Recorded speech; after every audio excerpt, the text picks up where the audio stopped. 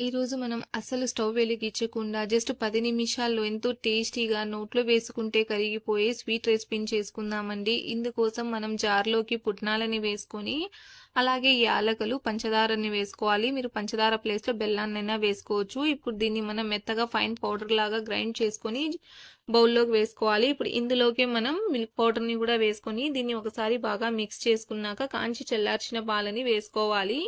ఇప్పుడు ఇందులోకి మనం నెయ్యిని వేసుకోవాలి. నెయ్యి ఇష్టం లేని వాళ్ళు పాలతోనైనా చేసుకోవచ్చండి. ఇప్పుడు దీన్ని మనం ఈ విధంగా కలుపుకోవాలండి. ఈ విధంగా సాఫ్ట్‌గా కలుపుకున్నాక ఇప్పుడు మనం ఒక కుక్కీ కటర్ తీసుకొని ఇప్పుడు ఇందులోకి మనం ఈ విధంగా పిండిననేది ఫిల్ చేసుకొని రౌండ్ షేప్‌లో చేసుకోవాలి. ఇది కట్టర్‌లో నుంచి ఈజీగా వచ్చేస్తుందండి. చూడండి ఈ విధంగా చేసుకున్నాక ఇప్పుడు మనం దీన్ని ఈ విధంగా డెసికేటెడ్ కోకోనట్ పౌడర్‌లో కోట్ చేసేసుకొని బాదంతో గార్నిష్ చేసుకుంటే ఇన్‌స్టంట్‌గా 10 నిమిషాల్లో అయిపోయే మన స్వీట్ అనేది రెడీ.